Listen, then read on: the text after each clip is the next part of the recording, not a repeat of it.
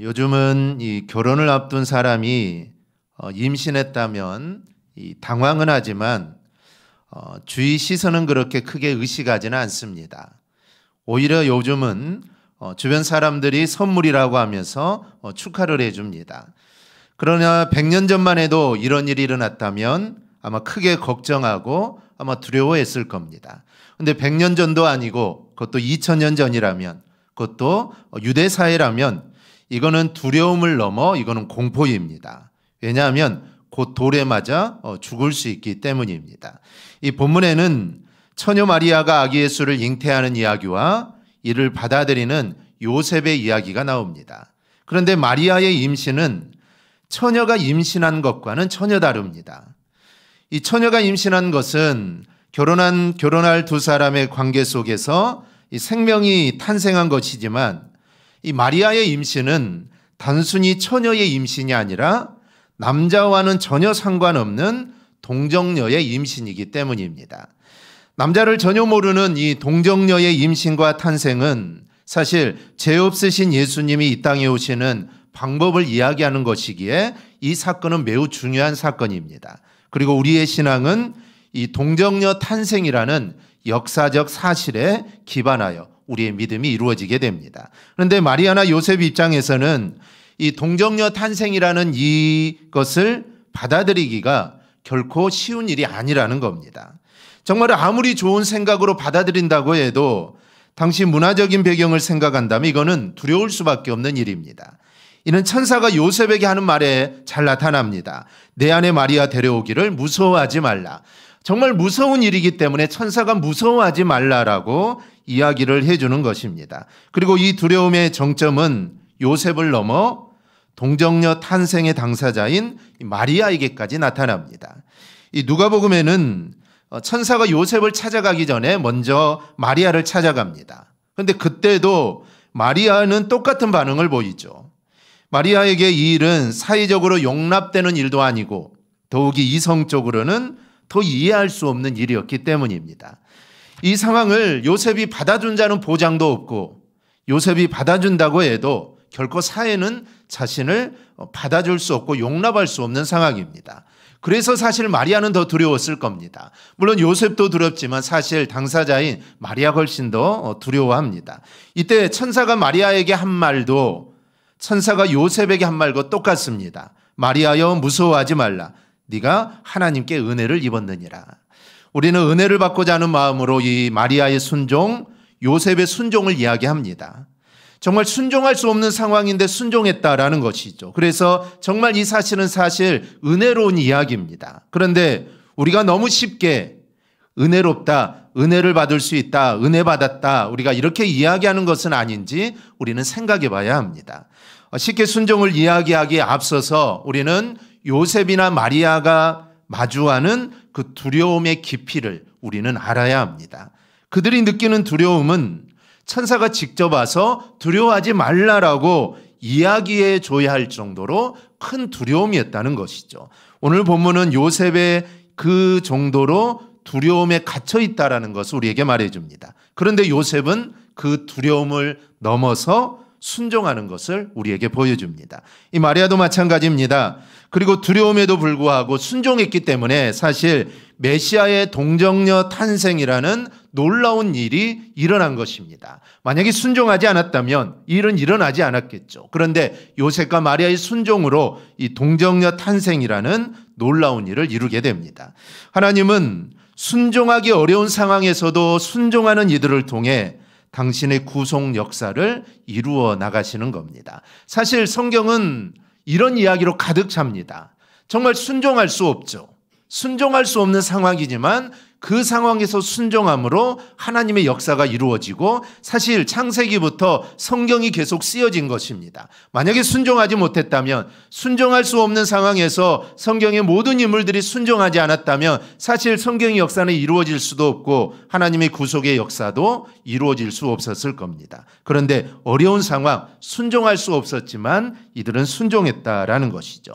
우리는 이 순종이 제사보다 낫다라는 말을 자주 하는데 바로 그런 모습을 요셉을 통하여, 그리고 누가복음에 나타난 마리아를 통해 우리가 볼 수가 있습니다.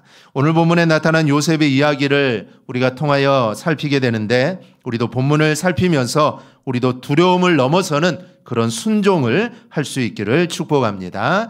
먼저 이 마리아의 잉태 소식은 요셉으로 하여금 두려워할 수밖에 없게 하는 이 소식이었습니다. 여러분, 요셉이 얼마나 걱정되고 두려웠겠습니까? 마리아가 잉태했다고 합니다. 자신이 마리아와 정혼한 사이는 맞지만 이 태중의 아이가 이 자신의 아이가 아니라는 점입니다. 이 본문은 마리아의 잉태된 시점이 동거하기 전이다라고 합니다. 남녀가 동거해 아이가 잉태되는 것인데 그런 적이 없는데 마리아가 잉태를 한 것이죠. 이 문제는 요셉에게 결코 작은 일이 아닙니다. 먼저 요셉 입장에서는 마리아가 이 부도덕한 일을 했다고 생각할 수밖에 없죠.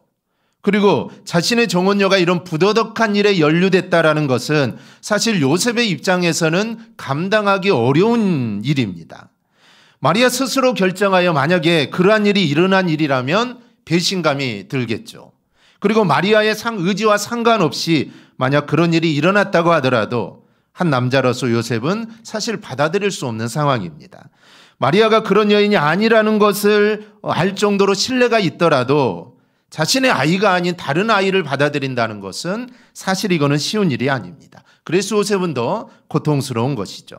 이 사회적으로도 그렇습니다. 신명기 22장을 보면 이렇게 기록되어 있습니다. 처녀인 여자가 남자와 약혼한 후에 어떤 남자가 그를 성읍 중에서 만나 동침하면 너희는 그들을 둘 다 성읍 문으로 끌어내고 그들을 돌로 쳐 죽일 것이니. 즉 모세오경을 보면 처녀가 임신하면 돌로 쳐 죽이게 되어 있습니다. 요한복음 8장을 보면 예수님 앞에 사람들이 한 여인을 데리고 오죠. 이 여인은 가늠하다가 현장에서 잡힌 여인입니다. 이 사람들이 뭐라 합니까? 그들은 모세오경을 들먹이면서 이 여인을 돌로 쳐야 할지를 예수님께 묻습니다. 이렇게 당시는 여인이 가늠하면 돌로 쳐 죽이는 사회였습니다. 마리아가 성폭행을 당했다 하더라도 이 사실을 알리지 않았기에 동의한 것이나 마찬가지입니다. 그럴 경우도 돌로 쳐 죽이게 되어 있습니다. 요셉 처지에서 보면은 율법을 이제 실행해야 하는 위치에 놓이게 된 것이죠. 그러니 이 사건은 사실 작은 일이 아닙니다. 그냥 넘어가면 하나님의 말씀 율법을 어기는 것이고, 그러니 이게 자신이 감당할 수 없게 되는 것이죠. 더구나 자신이 사랑하는 마리아가 끔찍하게 돌로 쳐 죽임을 당하는 것을 사실 볼 자신도 요셉에게는 없습니다. 그렇다고 하나님의 율법을 무시할 수도 없는 노릇입니다. 그러니 그의 심정은 사실 두려움과 괴로움으로 가득 차 있을 수밖에 없습니다. 그런데 요셉은 신실한 사람이기도 했지만 또 착한 사람이기도 했습니다. 신실했기에 율법을 무시할 수도 없습니다. 하지만 율법만 따지면 마리아가 돌에 맞아 죽어야 하기 때문에 또 그러기에는 마음이 편치도 않습니다. 19절은 그를 의로운 사람이라고 합니다. 이는 신실하고 착한 것을 다 포함한 것인데 율법에 철저한 신실한 사람이다 라는 의미도 있고, 그래서 그는 매우 착한 사람이다 라는 의미도 들어가 있습니다. 그래서 요셉은 이 두 가지를 모두 만족시킬 수 있는 자신만의 방법을 찾는데 그것은 바로 이 사건을 드러내지 않고 가만히 끊는 겁니다. 이렇게 결정하기까지 얼마나 고민하고 걱정했을지를 우리는 생각해 볼 줄 알아야 합니다. 이 당시 바리새인들이 본 일반적인 모습은 마리아를 광장으로 끌고 가서 부정한 사실을 알리고 돌로 심판하는 겁니다. 그러나 과연 하나님께서 이것을 원하실까? 과연 하나님이 이렇게 하는 걸 원하실까라는 것이죠. 사실 하나님이 율법을 주신 것은 그 율법을 가지고 누군가를 정죄하라고 주신 것은 여러분 절대로 아닙니다. 그래서 우리가 하나님 말씀을 가지고 누군가를 정죄해서는 여러분 절대로 안 됩니다. 내가 신앙생활 잘한다고 왜 너는 하지 못하느냐? 정죄해서는 안 된다는 것이죠. 말씀은 누군가를 정죄하라고 주신 게 아닙니다. 내가 예배를 잘 드리고 내가 기도를 많이 하고 내가 말씀을 많이 보고 내가 믿음 생활 잘하는 것으로 인해 누군가를 정죄해서는 절대로 안 됩니다. 그러게 하라고 하나님 말씀을 주신 게 절대로 아닙니다. 또 내가 의로운 사람이다, 이걸 자랑하라고 주신 것도 아닙니다. 이스라엘을 다른 이방 민족들과 구별시키기 위하여 엄격한 규정을 두신 것이죠. 즉 구별하기 위해서 말씀과 율법을 주신 것이지 누군가를 정죄하고 자신을 자랑하라고 주신 게 여러분 절대로 아닙니다. 즉 하나님의 백성답게 너희는 살라라는 의미에서 율법과 말씀을 주신 것이죠. 그래서 요셉은 고민에 고민을 더하다가 알리지 않고 마리아와의 정원 관계를 조용히 끊고자 했던 것입니다. 이 조용히 끊는 건 다른 게 아닙니다. 이혼 증서를 써주고 보내는 것입니다. 그러면 이제 갈라서는 것이고 마리아를 보호할 수 있게 되는 것이죠.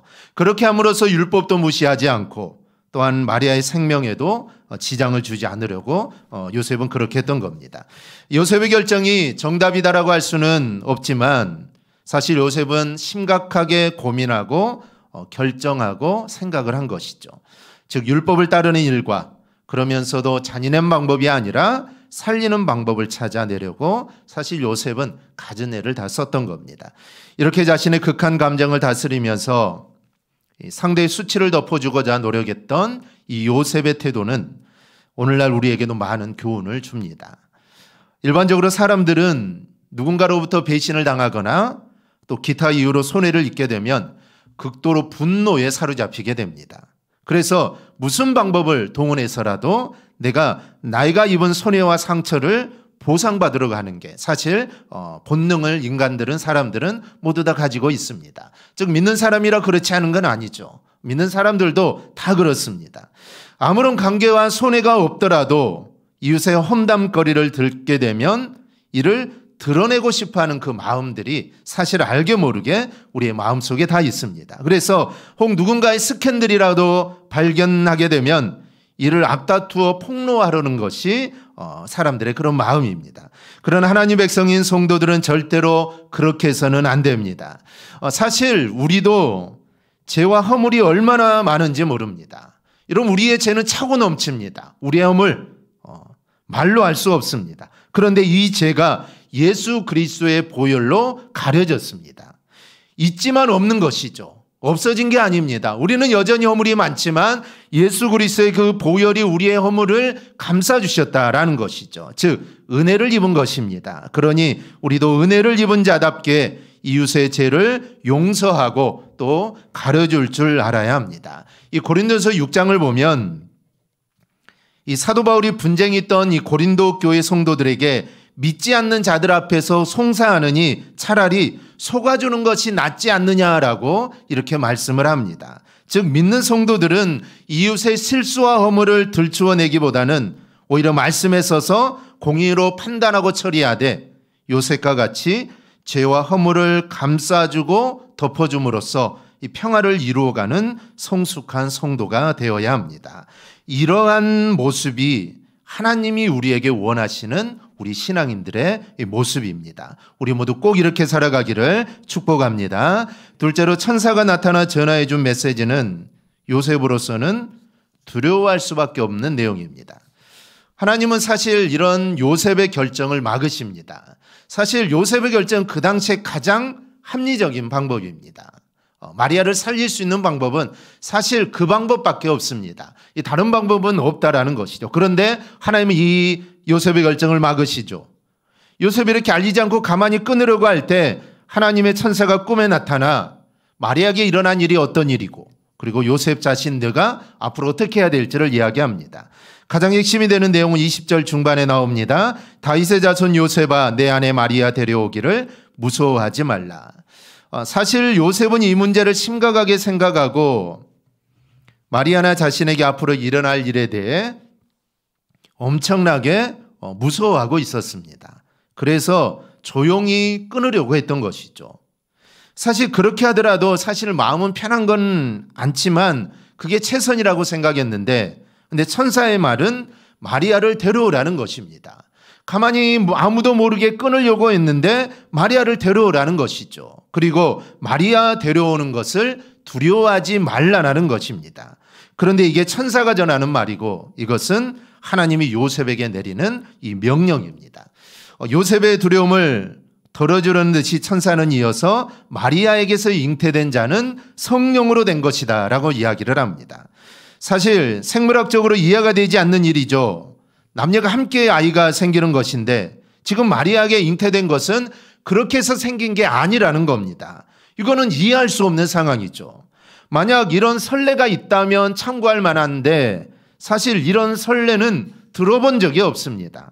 아니, 희귀한 일, 어쩌다가 한번 일어난 일이라면 받아들일 텐데 사실 이거는 듣기는 했지만 사실 이게 무슨 말인지 사실은 이해되는 일이 아닙니다.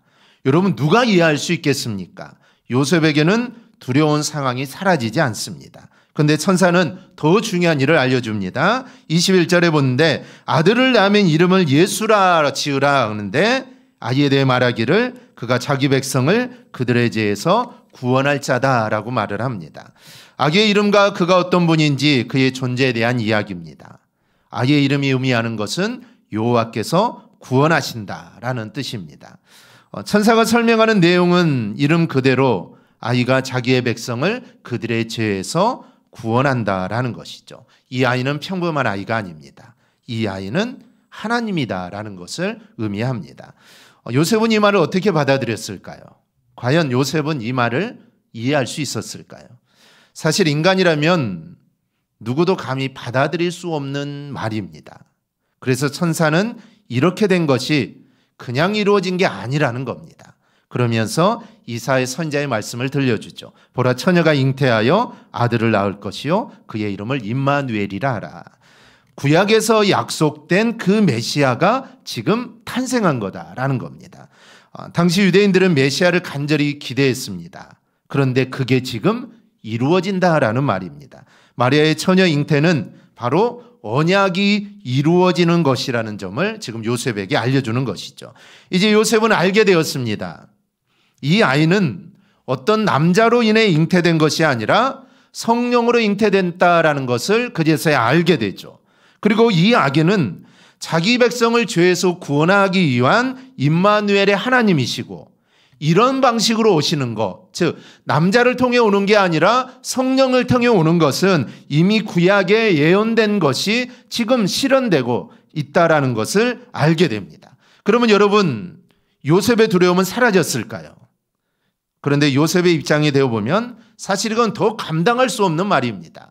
마리아가 잉태됐다. 그러면 뭐 다른 남자를 통해 잉태했든지 뭐 그랬을 거라 생각했는데 이제는 그 차원을 넘어서 아주 엄청난 말을 천사로부터 듣게 됩니다. 아마 요셉은 이렇게 생각했겠죠.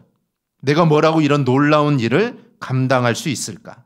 나는 부족한데 내가 어떻게 일을 할 수 있을까? 이걸 어떻게 내가 감당해 나가지? 아마 이런 생각들을 했을 겁니다. 우리도 직분을 받게 될 때 두려움이 있습니다. 그래서 직분을 잘 받지 않으려고 하죠. 그런데 일단 직분을 받게 되면 사실 더 큰 두려움이 옵니다. 사실 직분을 받지 않으려고 하는 이유도 여기에 있습니다. 내가 이 직분을 감당할 수 있을까? 나는 부족한데 내가 이 직분을 잘 할 수 있을까? 사실 이런 생각 때문에 직분을 잘 받지 않으려고 합니다. 요셉도 마찬가지입니다.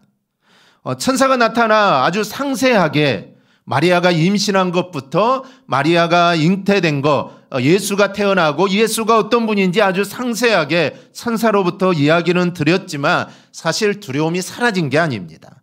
요셉은 또 다른 사실 더 큰 두려움에 빠질 수밖에 없는 상황입니다.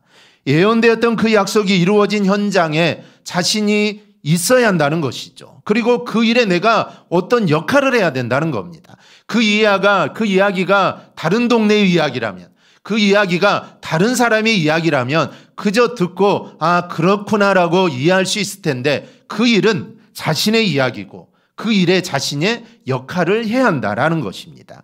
자신은 아무것도 아닌데 내가 이 일을 어떻게 할 수 있을까? 사실 더 큰 두려움에 사로잡히게 됩니다. 그런데 요셉은 두려움을 넘어 순종으로 하나님의 일을 이루어 나갑니다. 이 놀라운 말씀을 들은 요셉은 꿈에 잠에서 깹니다. 그리고 천사가 자신에게 전하여 준 말대로 행합니다. 마리아를 데려오고 아들을 낳기까지 동침하지 않고 그리고 마리아가 아기를 낳자 예수라고 이름을 짓습니다. 천사가 전해준 말이 이해가 되는 건 아닙니다. 사실 이해할 수 없죠. 이거는 이성으로는 절대로 이해할 수 없는 일입니다. 게다가 하나님의 언약이 이루어지는 시점이고 그것을 자신과 마리아를 통해 일들을 이루신다는 거 사실 엄청난 영광스러운 일입니다. 즉 메시아가 자신을 통해 났다는 거 이거 얼마나 영광스러운 일입니까? 하지만 이거는 감히 감당하기 어려운 일입니다. 하지만 요셉이 의로운 사람이다라고 성경은 이야기합니다. 단지 착한 사람이 아니라는 것이죠. 자신의 이성으로는 이해하기 어렵지만 그리고 자신의 능력이나 존재로서는 감히 감당할 수 없지만 자신에게 주어진 하나님의 말씀에 요셉은 응답합니다. 그래서 요셉을 의로운 사람이다라고 이렇게 소개를 합니다. 쉬운 일이 아닙니다. 그러나 받아들이고 감당해야 하는 부분이라는 것이죠. 우리에게 다가오는 믿음의 도전들은 사실 전부 그렇습니다. 이해가 되지 않을 수 있습니다. 나 자신의 존재를 생각하면 사실 감당하기 어려울 수 있습니다. 하지만 이 일을 맡기시는 분이 하나님이시기에 우리는 두렵고 떨림으로 그 일들을 받아들이는 것입니다. 사실 내가 한다면 힘들겠지만 내가 무언가를 한다면 어렵겠지만 그 일은 하나님이 나에게 맡겨주신 것이기에 우리는 두렵지만 그 일을 할 수 있게 되는 겁니다. 아브라함에게 언약을 주실 때도 마찬가지입니다. 하나님 아브라함에게 본토 친척 아비 집을 떠나라고 합니다. 요즘이야 고향을 떠나는 거, 아버지 집을 떠나는 거, 그거는 쉬운 일이지만 그 당시는 자신의 삶의 근거지와 보호처를 떠난다는 것은 사실 삶의 근원을 모두 다 잃을 수 있는 상황입니다. 더구나 자신에게 이 복이 될 거라고 하시는 약속은 자신의 존재를 생각할 때 이거는 사실 받아들이기 쉽지 않은 말씀입니다. 그런데 중요한 것은 그렇게 말씀하시는 분이 하나님이시라는 점입니다. 그러니 나는 부족하지만 말씀하시는 분을 따라 아브라함은 그저 순종할 뿐이었던 것입니다. 오늘 본문의 요셉도 똑같습니다. 정말 이 일들을 자신은 감당하기 어렵죠. 하지만 이 말씀을 하시는 분이 하나님이시기 때문에 요셉은 그 하나님 말씀에 순종할 수 있었던 겁니다. 그리고 그 순종함으로 그 일들을 하나하나 이루어 나갔던 것이죠. 그리고 성도들에게 주어지는 도전 역시 마찬가지입니다. 이해되어서 사실 순종하는 게 아닙니다. 이 감당할 만해서 여러분 순종하는 것도 아닙니다. 두려운 일이지만 맡기시는 분이 하나님이시기 때문에 그 하나님을 의지하여 우리가 한 걸음 한 걸음 그 길을 가는 것입니다. 그래서 순종이 제사보다 나은 것입니다. 여러분 제사야 내가 마음 먹으면 얼마든지 드릴 수 있지만 사실 순종은 그게 안 되는 겁니다. 그래서 순종이 더 어렵다라는 것이죠. 여러분 임마누엘의 놀라운 역사가 어떻게 이루어집니까? 우리의 이성을 넘어서는 하나님의 도전과 또 우리의 능력을 넘어서는 하나님의 도전이 만나 오직 하나님을 바라봄으로써 순종할 때 하나님의 놀라운 역사들은 이루어 나가는 것입니다. 즉 나 혼자 하는 것만도 아니고 하나님 혼자 하는 것도 아닙니다. 사실 하나님이 모든 건 다 하실 수 있습니다. 하나님에게 불가능은 없기 때문에 하나님이 모든 걸 다 할 수 있죠. 하지만 하나님께서는 혼자 하는 것이 아니라 하나님 말씀에 순종하는 자들과 함께 하나님의 놀라운 일들을 이루어 가시는 것입니다. 그래서 우리에게 필요한 것은 바로 이 순종입니다. 즉 우리 안에 순종하고자 하는 마음이 있을 때 하나님이 역사하셔서 그 일들을 이루어 가시는 것입니다. 사실 우리 안에 도전하고 이루어야 할 일들이 있을 때 우리가 그 일을 이루는 길은 하나님께 순종하는 길입니다. 여러분 순종을 통해 하나님의 역사가 일어납니다. 순종을 통해 내가 도전하는 일들이 이루어집니다. 즉 순종할 때 임마누엘의 은총이 임하게 됩니다. 순종할 때 하나님의 뜻을 이룰 수 있습니다. 우리 모두에게도 이 요셉의 이 의로움이 우리 모두에게도 있기를 축복합니다. 우리 모두도 정말 의로운 자가 되어서 또 순종의 성도가 되어서 하나님의 놀라운 역사를 여러분 꼭 경험할 수 있기를 바랍니다. 순종하는 자에게 하나님은 반드시 역사하시고 놀라운 일들을 보게 하실 줄 믿습니다. 바로 이러한 순종이 오늘 우리에게도 가득하기를 주님의 이름으로 축원합니다. 아멘. 기도하겠습니다.